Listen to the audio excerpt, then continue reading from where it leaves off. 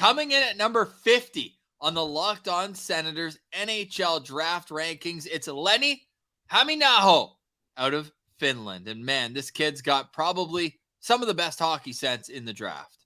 Great job nailing that pronunciation. Lenni Hameenaho. Yes, it is wild how much pro experience this guy has. Like, you look at the games played, 51 games played in Liga.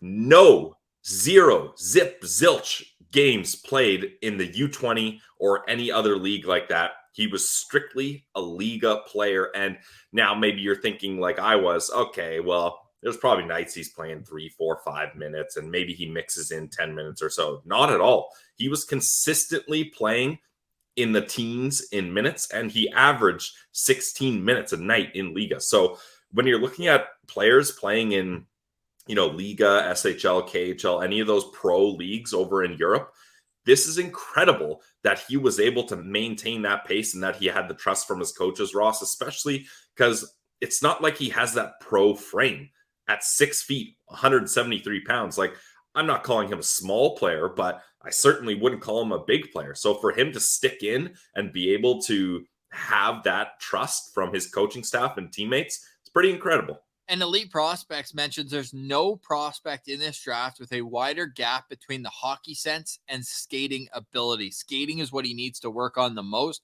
Elite Prospects gave him a 3.5 on skating, which is ironic to me that he's able to excel in a Liga role on the big ice if he's not able to be a very good skater. So to me, that was very interesting. Now, he's also a November birthday, so he is one of the older players in the draft. September 15th is the starting date to be eligible for a draft, so he's 2 months after that.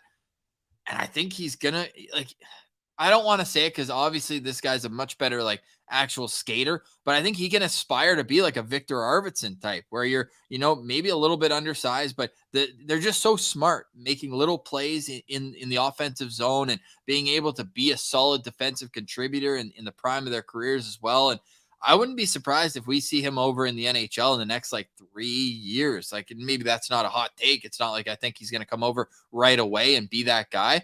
But if I'm an NHL team, maybe one more year in Liga, but I'd want to get him into North America as soon as possible because, like you said, he's already got the games, already got the experience over there. I think it's time to say, hey, if you want to be an NHLer, let's get you over here because the IQ is great. And Elite Prospects also calls him a tactician.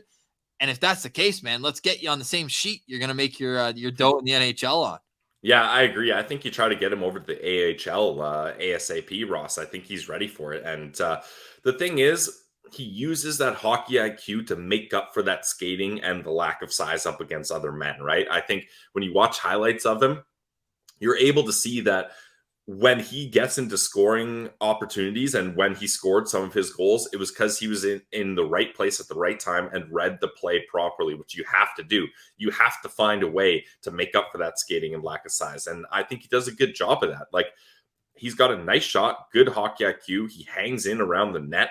And I liked what he was able to do offensively. Now, as a young guy in Liga, he was getting pushed around a lot. I saw a bunch of highlights where it was very easy for some of his opponents to win battles up against him, which, again, you're a young player, and he's not winning any races for loose pucks up against these other guys, right? So, but maybe if he was in the U20 league, you're not noticing that, right? So, you got to tip your cap for him sticking in Liga there. I think it's tough, though, because unless his skating gets better, he's really limiting himself and what he can do. So I don't know whether he needs a better skating coach over in Europe or, like you mentioned, don't even bother improving the European skating game because that's going to be irrelevant on those big rinks. Get him over to North America and get him with a power skating coach immediately and have that worked out in the offseason once you draft him. But I do see potential in Lenni Hameenaho. Heck yeah.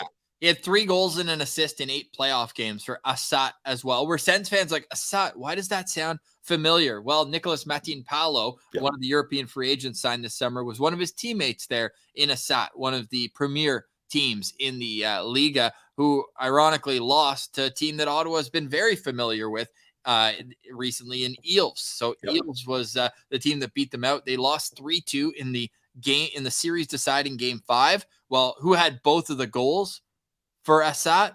Hameenaho. So he's a big game player, comes to play, and I'd be excited if my team drafted him around 40 or later. Well, I'll just pull up his card again because I didn't get to his rankings here.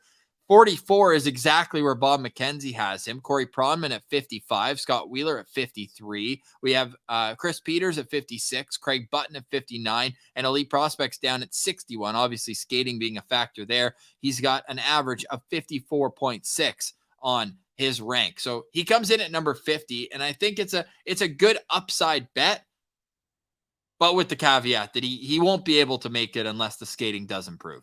Yep, I agree. Yeah, I've got him going late second round, early third round, Ross. Like, this is the player where we mentioned that maybe a contending team like a Boston or Colorado looks at adding this guy, and they say, look, we don't think he's got top 6 potential, but we need a guy that can be pro ready quicker and that can play in our bottom 6. And Lenni Hameenaho is a guy that fits that profile.